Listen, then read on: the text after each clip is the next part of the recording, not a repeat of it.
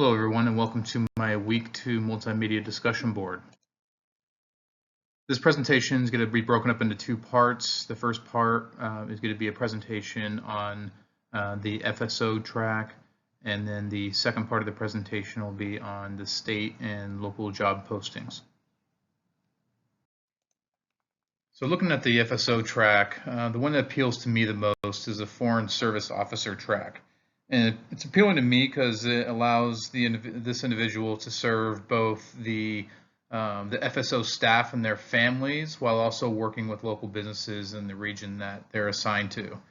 This position could also potentially have opportunities to manage large budgets and conduct high-level planning of organizational needs at a high level. Looking at the application process, there's about 5 steps to the process. The first step is taking a test, submitting the application, and that will be reviewed by a qualifications evaluation panel. And if that individual passes that, they'll move on to the second step, which is taking another assessment, which includes some different exercises, a case management exercise, group exercise, structured interview, and then those who pass that will be offered a conditional employment. From there, those will go into final reviews, and this is basically the background check, medical review, and suitability review. And those who move forward will then enter the register, and that register is basically ranked by the order of the assessment that was conducted, and it'll be sorted by the career track, and those with the highest rankings in each career track will then be put into various cohorts that will be invited to join the FSO. And if I was going to go into this and apply, I would prepare really by digging into the FSO and learning and understanding the various tracks, so I can be educated and speak on those to make sure that I can, first of all, understand that it's a good fit for me personally, and I'll be able to verbalize that as well. And then also to really just ensure that I understand what's going to be expected of me in that track when I do enter it. But then I'll also spend time just looking at the State Department overall and how it's organized, so that I can have a better understanding of just how the organization works and is structured. So looking at the recruitment videos and the posting itself, I thought the main video that gives kind of a summarization of all of them it was done extremely well. You can definitely tell that the State Department put a lot of money into that film. It gave a brief description of all the different various tracks that people can follow, had some great examples and some snippets of some interviews with some of those individuals. I thought that was really good. As far as the specific track videos, I didn't find those as entertaining for one. Didn't grab my attention. I really was if you will, halfway paying attention to them. So I felt like the amount of effort put into the main video was definitely not put into the secondary videos for the specific tracks. One thing that I did not find in the information, which I think could be beneficial, is talking a little bit more about career growth and career opportunities within each track, and also compensation for that.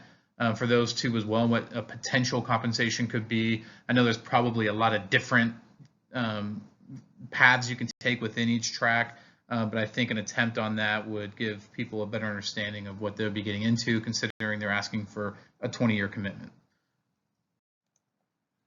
So moving into part 2 of my presentation, the state posting that I researched or pulled up was the Project Director 2, which is in the Department of General Services, and I found this on the calcareers.ca.gov website, which is the state official job posting website. And the reason I selected this position is because I'm curious to see what type of state positions are out there that are similar to the job that I do, or within the same department that I work in. As you can see, they pretty much checked all of the boxes, or they did check all the boxes of all the requirements that were in the exhibit within our reading.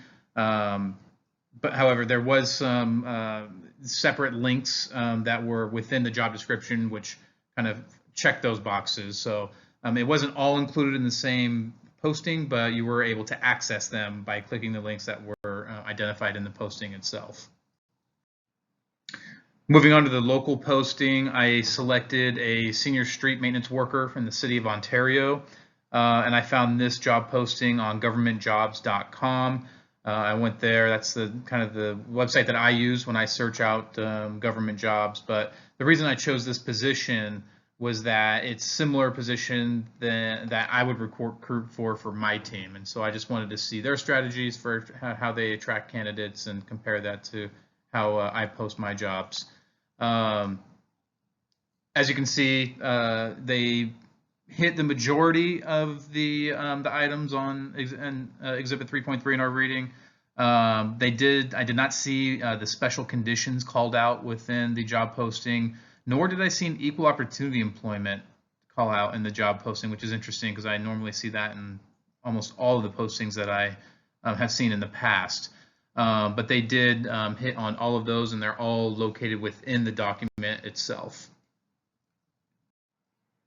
So comparing all three of the postings, I really, the federal posting was much different than the state and local. I felt state and local was a little bit more apples to apples comparison, where the federal was an orange. The federal posting, much more informational. Obviously, there's a lot more funding put into that.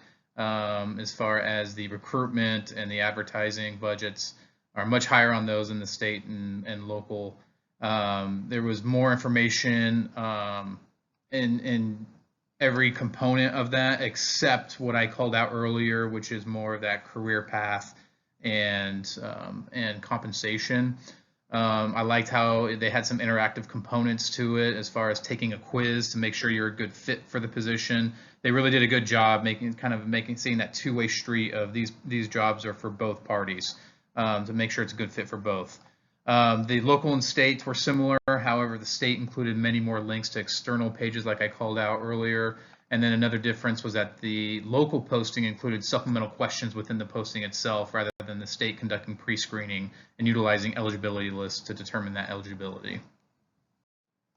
So thank you very much for watching my presentation, and I look forward to watching yours.